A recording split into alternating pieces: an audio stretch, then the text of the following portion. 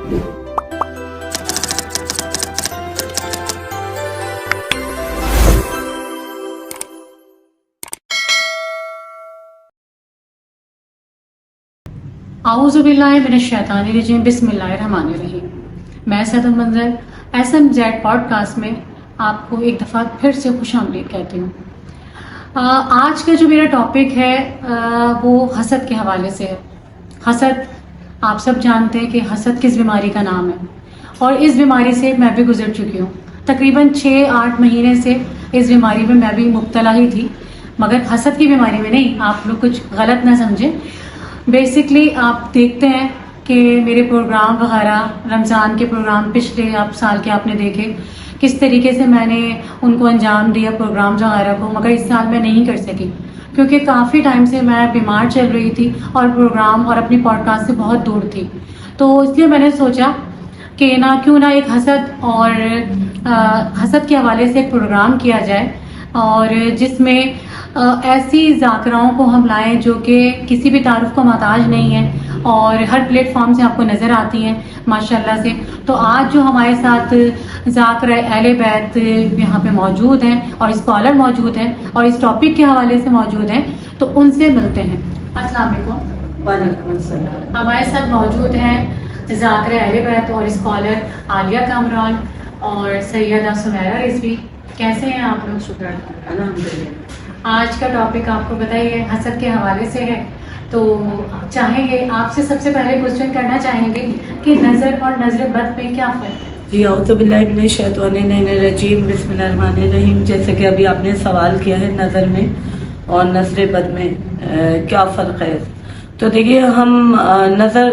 के मामलात में जहाँ देखते हैं कि जहाँ हमें कोई इंसान अच्छा नज़र आए या हम उसकी कोई खूबी देख रहे हों या कोई भी उसका टैलेंट ऐसा हो कि जो हम देखते हों, और बिलखसूस अगर उसके पास कुछ ऐसी चीज़ें हैं जैसे माली तौर पे वो बहुत ज़्यादा खुशहाल है और हम देखते हैं कि माशाल्लाह वो माली तौर पर भी मुस्तहकम है और हर मामलात में माशाल्लाह वो बिल्कुल बेहतरीन अंदाज में अपनी ज़िंदगी गुजार रहा है, तो फिर अक्सर ऐसा होता है कि देखने वाला जो है वो उसे जिस नज़र से देख रहा होता है उस नज़र में अगर शर शामिल हो जाए तो समझ लीजिए कि वो नज़र बद का शिकार हो जाता है, क्योंकि दिल में बुग़्ज़ होता है, कीना होता है, और फिर हसद जो होता है वो इस तरह का होता है कि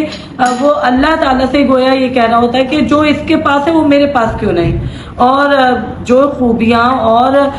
जो आसाइशें इसे मिली हैं इन आसाइशों का मैं क्यों नहीं मालिक बन सकता। और नज़र और नज़र बद में ये फ़र्क, वाज़ेह फ़र्क हमने देखा कि जैसे अक्सर हम प्यार की निगाह से किसी को देखते हैं क्योंकि हमारे दिल में उसके लिए प्यार होता है, मोहब्बत होती है, रहमत होती है, तो हम प्यार में उसे देखकर कह देते हैं। जैसे ईद के रोज़ ही हम देखते हैं कि कोई भी अगर अच्छा या नया सूट पहन कर आ जाए तो हम उसको देखकर कहते हैं माशाअल्लाह, तो माशाअल्लाह कह देते हैं। तो इसका मतलब यह है कि वो जो हम उस नज़र से भी अगर उसे देख रहे हैं तारीफ वाली नज़र से या मोहब्बत की नज़र से, तो हमारी नज़र उसे ना लगे, हालांकि वो नज़र होती है कि हम उसे देख रहे होते हैं, लेकिन जैसे ही हम माशाअल्लाह कहते हैं तो इसका मतलब ये होता है कि आप उसे नज़र ना लगे। और अगर हमारे दिल में बुग़्ज़ होता है, कीना होता है या नफरत होती है तो वो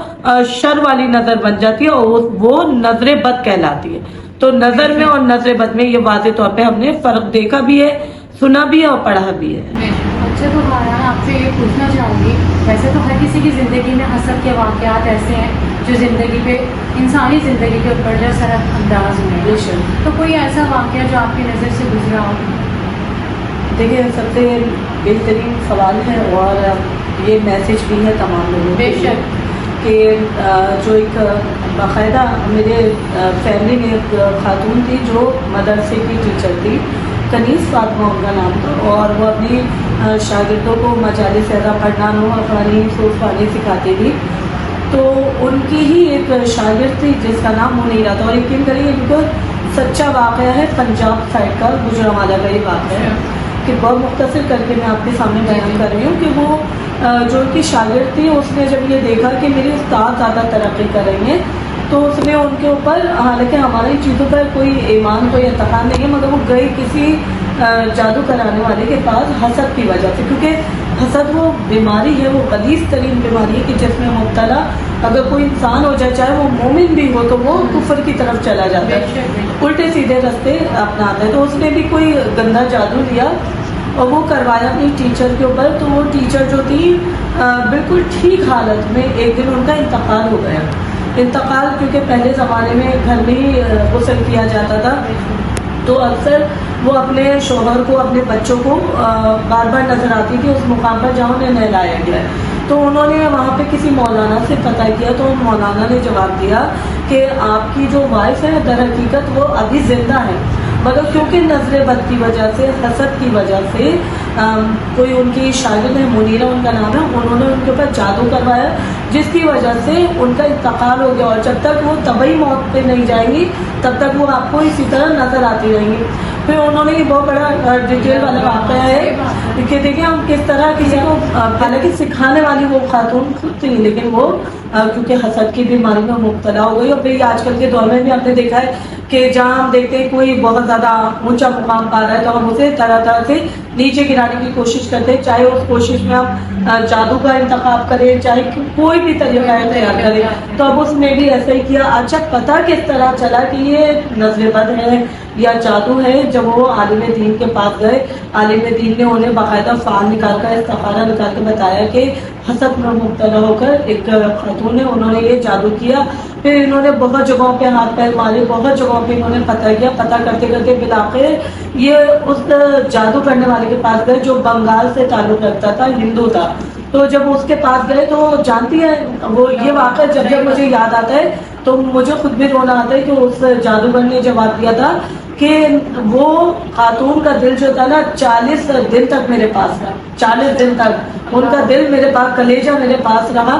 اور میں کیونکہ گندا جادو کرتا تھا، میں چاہتا تھا کہ ان کا وہ دل ان کے سینے سے نکال لوں۔ ان خاتون نے مجھے بہت سارا پیسہ دیا، لیکن سینے سے میں اس لیے نہیں نکال سکا کیونکہ وہ ماتم حسین کرتی تھی، زبان سے اس لیے نہیں نکال سکا، منہ سے اس لیے نہیں نکال سکتا کیونکہ ذاکرہ رہتی،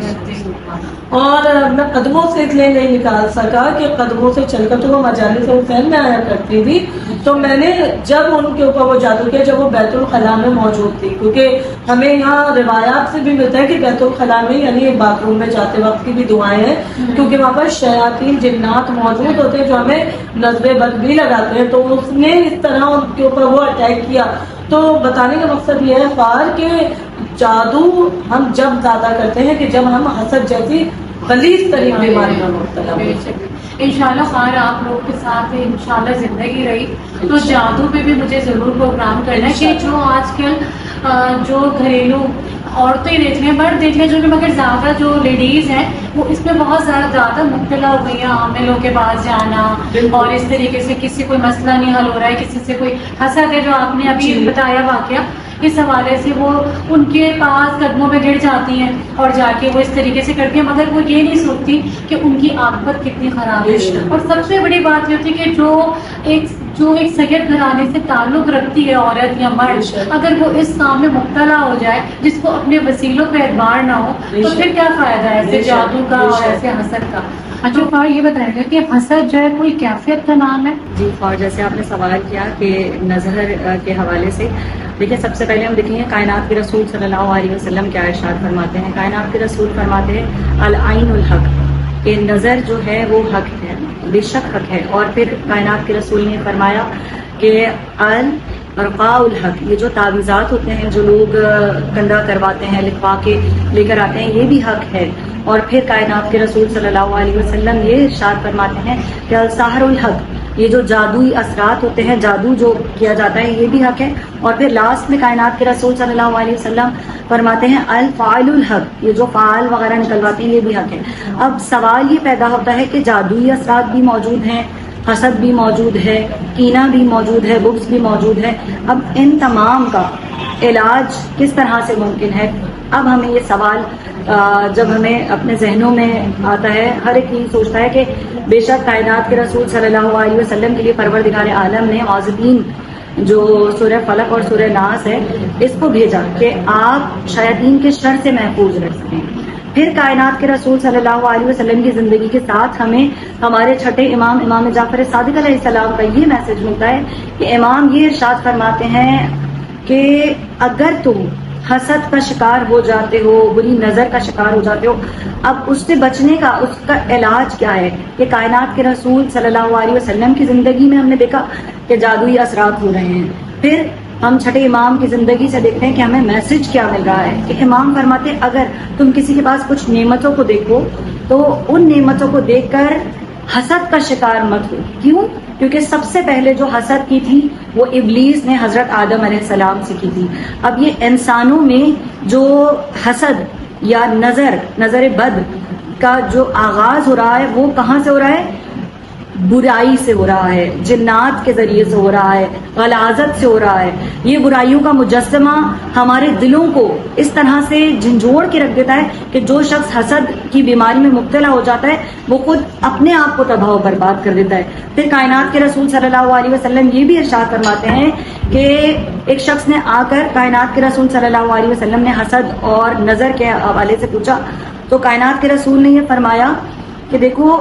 اگر تم اپنے مردوں کو جو دفنا چکے ہو اگر ان کی قبروں کو کھول کر دیکھو تو تمہیں پتہ چلے گا کہ ان میں سے اکثر اموات جو ہے وہ نظر بد کی وجہ سے ہوئی. یہ کوئی عام شخص نہیں کہہ رہا بلکہ کائنات کے رسول صلی اللہ علیہ وسلم فرما رہے ہیں. اب ان سے بچا کیسے جائے؟ عزیزان من, پہلے تو آپ حسد کی بیماری جو بھی ہے اس سے اپنے آپ کو بچائیں. دوسرا یہ کہ جو ہمارے امام چھٹے امام نے فرمایا, کیا فرمایا کہ اگر آپ دیکھتے ہیں کہ کوئی شخص ہے جس سے آپ کو پتا ہے کہ نظر بد لگا سکتا ہے تو آپ فوراً کیا کریں کہ ساتھ بیٹھے ہوئے دوسرا شخص اگر نہیں کہہ رہا ماشاءاللہ تو آپ خود سے کہہ دیں ماشاءاللہ.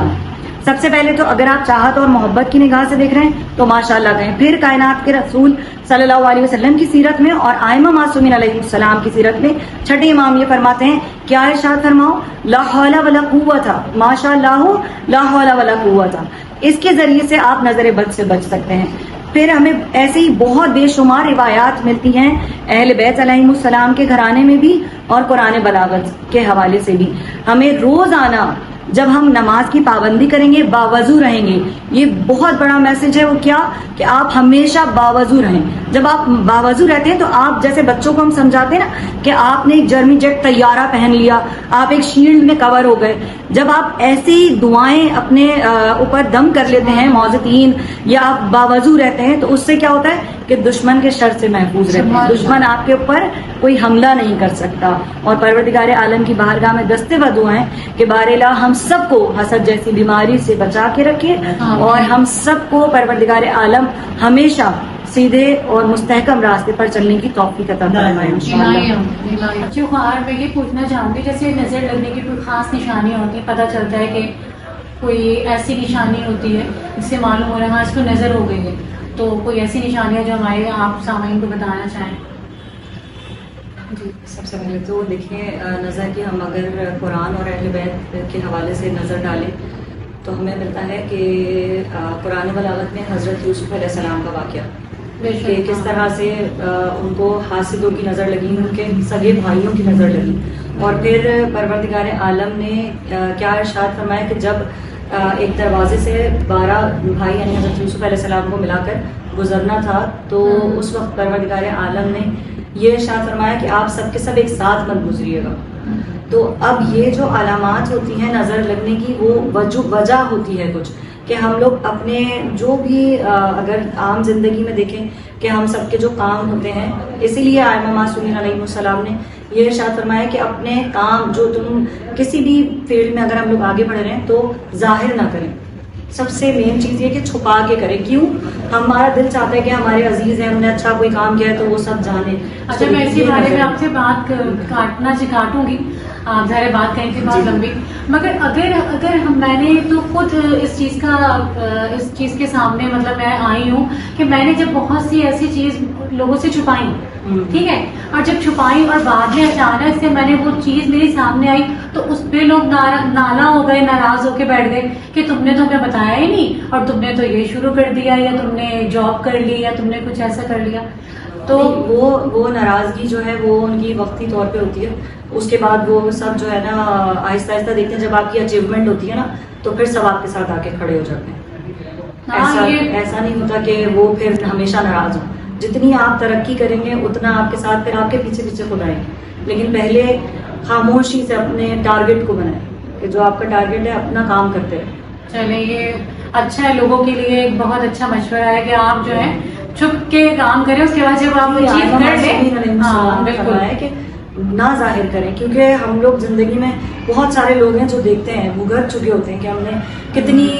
کامیابی پہ ہم پہنچ رہے تھے، لیکن اچانک اتنا بیمار ہو جائیں گے، گھریلو حالات خراب ہو جائیں گے، پریشانیاں آنے لگیں گی، رکاوٹیں ہونے لگیں گی، تو محسوس ہو جاتا ہے انسان کو کہ کیا وجوہات ہیں۔ بے شک۔ اچھا دوسرا آپ سے اسی حوالے سے میں سوال کرنا چاہوں گی عالیہ کہ مجھے یہ بتائیں کہ جیسے مثال کے طور پہ نظر لگ جاتی ہے تو اس کا کوئی ایسا وظیفہ ہے کہ جس حوالے سے آپ بتائیں کہ کوئی ایسا وظیفہ، کوئی آیات ہو جس سے جو ہم پڑھ کر جو ہے اس کو دور کر سکیں؟ جی، جیسے کہ آپ نے سب سے بہترین سوال کیا ہے کہ اس کا کوئی علاج ہے نظر بد کا، تو اس کے سلسلے میں میں سب سے پہلے تو جیسے کہ ابھی خواہر نے ارشاد فرمایا کہ ائمہ معصومین علیہ السلام کی طرف سے ہمیں یہی سبق ملتا ہے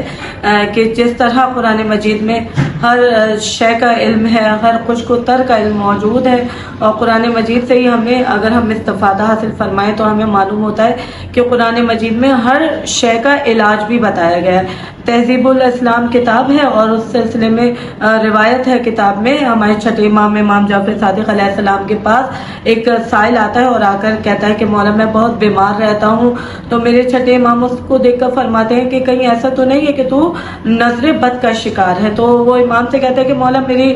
ٹانگوں میں بھی بہت درد رہتا ہے، مولا میری کمر میں بھی بہت درد رہتا ہے، مولا جب میں لیٹ کر اٹھنے کی کوشش کرتا ہوں تو مجھے چکر آ جاتے ہیں، اور جب میں لیٹ کر اٹھتا ہوں یا بیٹھتا ہوں تب بھی مجھے چکر محسوس ہوتے، مولا میں اندر سے بڑی ضعف محسوس کرتا ہوں، بڑی کمزوری محسوس کرتا ہوں۔ تو میرے چھٹے امام نے جواب دیا کہ جب بھی تجھے ایسی کیفیت محسوس ہو تو سمجھ لینا کہ تو نظر بد کا شکار ہے۔ تو اس نے میرے امام سے پوچھا کہ مولا پھر بتائیے کیا نظر بد کا کوئی علاج ہے؟ تو میرے چھٹے امام نے جواب دیا کہ قرآن مجید میں، جیسے کہ قرآن مجید میں ہر شے کا علم موجود ہے، تو سورہ قلم کی آیات نمبر 51 اور 52 یعنی 51 اور 52 کی کثرت کے ساتھ تلاوت کرنا نظر بد کو ختم کر دیتا ہے۔ اور کس طرح ختم کرتا ہے؟ کیونکہ سورہ قلم میں آیات نمبر 51 اور 52 میں پروردگار عالم نے نظر بد کی طرف واضح طور پر ارشاد فرمایا کہ جب تم اے میرے حبیب جب آپ قرآن کریم کی تلاوت فرماتے ہیں تو یہ کفار آپ کو کھا جانے والی نظروں سے گھورتے ہیں۔ ہمارے چھٹے امام نے ارشاد فرمایا کہ یہ آیات اس واقعے کی طرف نشاندہی فرماتی ہے کہ جب ہمارے حبیب خدا آیات قرآن کی تلاوت فرمایا کرتے تھے تو کفار کی کیفیت یہ ہوتی تھی کہ کفار حسد کی وجہ سے آپ کو کھا جانے والی نظروں سے گھورا کرتے تھے۔ تو ہمارے چھٹے امام نے ہمیں کیا فارمولہ بتایا کہ جب بھی محسوس کرو نظر بد کا شکار ہو یا تمہاری روزمرہ کی زندگی مشکلات اور پریشانیوں کا شکار ہو رہی ہے تو تم سورہ قلم کی آیات نمبر 51 اور 52 کو کثرت کے ساتھ پڑھو، اور اس کے علاوہ اگر قرآن مجید کا ایک صفحہ فوٹو اسٹیٹ کروا کر اپنے گھر کی دیوار پر لگاؤ تو وہ بھی نظر بد کا بہترین توڑ ہے۔ اور اگر قرآن مجید کا ایک صفحہ نہ لگا سکو تو بسم اللہ الرحمن الرحیم کہ جو قرآن مجید کی ابتدائی آیت ہے بسم اللہ الرحمن الرحیم، اور اسی سے یقیناً ہماری روزمرہ کی زندگی کا آغاز بھی ہوتا ہے۔ نیلے رنگ کا اسٹیکر آج کل ماشاءاللہ نیلے رنگ کے اسٹیکرز میں باقاعدہ بسم اللہ الرحمن الرحیم موجود ہے، ہر جگہ سے آپ کو بآسانی دستیاب ہوگی۔ تو آپ بسم اللہ الرحمن الرحیم اپنے گھر کے داخلی دروازے پر لگائیں، جب جاتے وقت اس کو دیکھیں تب بھی آپ کو ثواب ملے گا، آپ کے اندرونی علاج ہوگا، اور جب باہر جائیں گے باہر سے اندر آئیں گے تب بھی آپ کا باقاعدہ بسم اللہ دیکھ کر ایک علاج ہوتا جائے گا، اس لیے کہ بسم اللہ الرحمن الرحیم ایک تو بسم اللہ کا خود کتنے بڑے فوائد ہمیں ملیں گے، پھر دوسری بات یہ کہ بسم اللہ میں جو نقطہ با ہے وہ ذات علی ابن ابی طالب علیہ السلام ہے، تو جب ذات علی ابن ابی طالب علیہ السلام جس بسم اللہ میں پوشیدہ ہو تو پھر یقیناً ہماری تمام مشکلات کا حل ہمیں مل جائے گا ذات علی ابن ابی طالب علیہ السلام کے صدقے میں۔ اچھا خارا میں آپ کا بہت بہت شکریہ اظہار ہے، اتنی زیادہ رمضان میں تو اتنا زیادہ بندہ گھر میں جو ہے وہ ظاہر کچن سے تو باہر ہی نہیں نکل پاتا، اور اس کے علاوہ پھر ظاہر ہے آپ لوگ کے بھی 10 جگہ کے پروگرام ہوتے ہیں، وہاں سے ٹائم نکالنا بہت مشکل ہوتا ہے۔ بہت بہت شکریہ آپ دونوں کا فہران کہ آپ لوگ آئے, آپ نے اپنا قیمتی ٹائم دیا اور ہمارے اتنے زبردست جو ہم نے آج کا ایک ٹاپک رکھا تھا اس پہ جو ہے لوگوں کو آپ نے اتنی مفید باتیں بتائیں. ایک دفعہ میں بہت بہت شکریہ ادا کرتی ہوں آپ کا. آپ کا بھی شکریہ. جزاک اللہ. ناظرین, آپ کو آج میری SMZ پوڈ کاسٹ میں جو ہے نیا ٹاپک تھا, نیا تو نہیں, بہت ہی سمجھے, یہ تو ایسے ٹاپک ہے جو ہر گھر میں موجود ہے, تو بہت یقیناً اس سے آپ کو میری ذاکراؤں سے رہنمائی حاصل ہوئی ہوگی اس ٹاپک سے, جو انہوں نے مفید اپنی باتیں جو ہے ہم سے شیئر کی. تو انشاءاللہ پھر دوبارہ حاضر ہوں گے ایک نئے ٹاپک کے ساتھ. جب تک کے لیے اللہ حافظ.